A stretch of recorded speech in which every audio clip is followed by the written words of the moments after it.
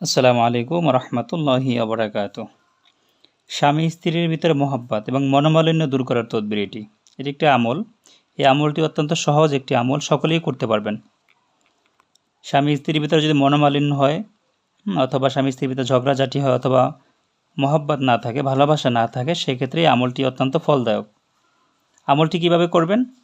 স্বামী স্ত্রীর ভিতরে ঘটনাক্রমে অনৈক্য বা মনোমালিন্য সৃষ্টি হইলে উভয়ের আত্মীয়র এমন কোনো তৃতীয় ব্যক্তি, এটা ইচ্ছা করলে তৃতীয় কোনো ব্যক্তিও করে দিতে পারবে, অথবা স্বামী স্ত্রী নিজেরা নিজেদের জন্য করে নিতে পারবে। স্ত্রী স্বামীর জন্য করতে পারবে, স্বামী স্ত্রীর জন্য করতে পারবে। যার সমস্যা সেটা করে নিতে পারবে।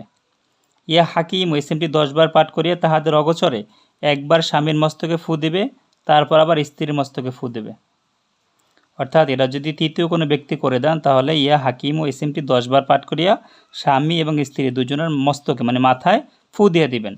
আর যদি স্বামী করেন তাহলে আপনার নিজের মাথায় ফু দেবেন। পাশাপাশি নিজের মাথায় কীভাবে ফু দেবেন? হাতে ফু দিয়ে মাথা বুলাই দিলেই হবে। নিজের মাথায় ফু দিয়ে নেবেন 10 বার পাঠ করে, আবার 10 বার পাঠ করে স্ত্রীর মাথায় আপনার হাত দিয়ে বুলাই দেবেন। এইভাবে স্ত্রীও স্বামীর জন্য করতে পারবেন, স্বামী স্ত্রীর জন্য করতে পারবেন, একই নিয়ম।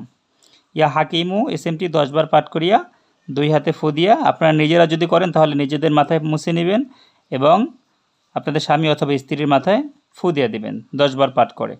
ইহাতে আল্লাহর রহমতে অবশ্যই উভয়ের মধ্যকার মলমালিন্য দূর হইয়া যাইবে। এটা অত্যন্ত কার্যকরী একটি আমল। ইয়া হাকিম ও এই নাম এসএমটি আপনি 100 বার পাঠ করে এটা এইভাবেও আমল করতে পারেন যে 100 বার প্রতিদিন সকালে ইয়া হাকিমও পাঠ করবেন। 10 বার দুরূদ শরীফ শুরুতে এবং শেষে 10 বার দুরূদ শরীফ পড়বেন।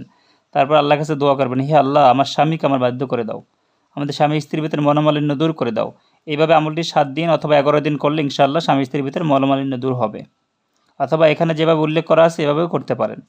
আল্লাহ আমাদের সকলকে ভালো রাখুক, সুস্থ রাখুক এবং ইসলামিক আমলগুলো করার তৌফিক দান করুক। আপনাদের যদি কোনো কিছু বুঝতে অসুবিধা হয় অথবা কোনো কিছু জানার থাকে, উক্ত নাম্বারে ইমো অথবা হোয়াটসঅ্যাপে আপনারা মেসেজ দিবেন। আসসালামু আলাইকুম রহমতুল্লাহি ওয়া বারাকাতুহু।